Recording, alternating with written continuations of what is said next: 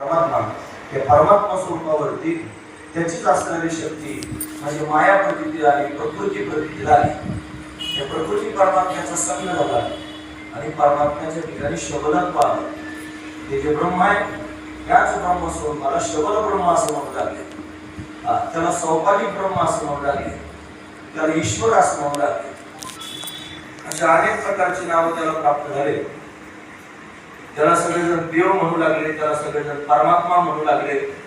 एकाचेच सगळे नाव आहे, तो सगळ्यांचं बीज आहे, तो सगळ्यांचं मूळ आहे, त्याच्यापासूनच हे सगळे निर्माण झाले. माऊली ज्ञानोबरांनी त्याचा निर्वाळा करून सांगितला. ते म्हणतात का ब्रह्म बीजा झाला अंकुर, घोष ध्वनी नादा करू, तयाचे भुवन का ओंकारू, तोही निगा परत गायका. का ब्रह्म बीजा झाला अंकुर, ब्रह्म बीजाला अंकुर फुटला, घोष ध्वनी नादा करू, थोडा घोष झाला, त्याच्यातून एक ध्वनी प्रगट झाला, त्या ध्वनीचा एक नाद तयार झाला आणि मग त्याच्यातून ओंकार प्रगट झाला. ओंकार म्हणजे काय? आकार ओंकार मकार म्हणजे ब्रह्मा विष्णू महेश. त्याच्यावर अर्धचंद्र म्हणजे ती प्रकृती, त्याच्यावर एक असणारा ठिपका म्हणजे काही परब्रह्म. ते परब्रह्म अर्धचंद्राकार असणाऱ्या प्रकृतीच्या रूपाने प्रगट झालं आणि त्या प्रकृती परमात्म्याचा संबंध होऊन ब्रह्मा विष्णू आणि महेश अशी त्यांनी संपूर्ण घटना घडली. म्हणजे संपूर्ण सृजन झालं. मग ब्रह्मदेव संपूर्ण सृजन करू लागले. आधी त्यांनी भगवान दिव्यलीला करण्याकरिता शेषशय्येवर पहुडला. त्याच्या नाभीतून त्यांनी कमळ प्रगट झालं. त्या कमळातून आणि ब्रह्मदेवाचं प्राकट्य झालं. ब्रह्मदेवाने 100 वर्षाची तपश्चर्या केली. मग भगवान प्रगट झाले.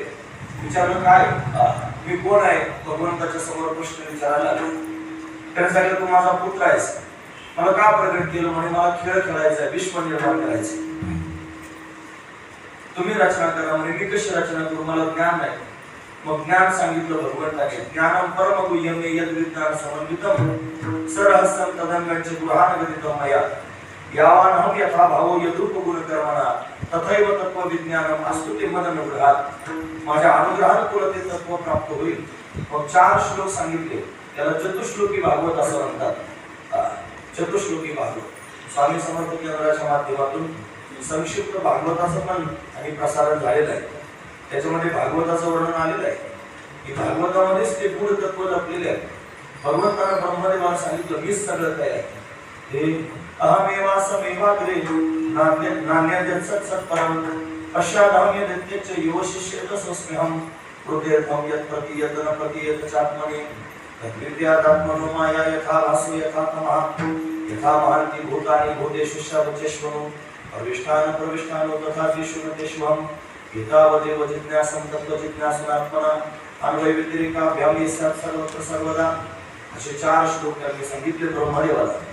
मग ब्रह्मदेवाने सृष्टीचं सृजन करायला सुरुवात केली आणि सृजन होत असताना त्याने अनेक प्रकारचे जीवजंतू 4 खाणी 84 लाख योनी प्रगट केल्या. त्याच्यामध्ये त्यांनी भगवंताला जाणण्यासारखा कोणी असावा असा विचार करून आणि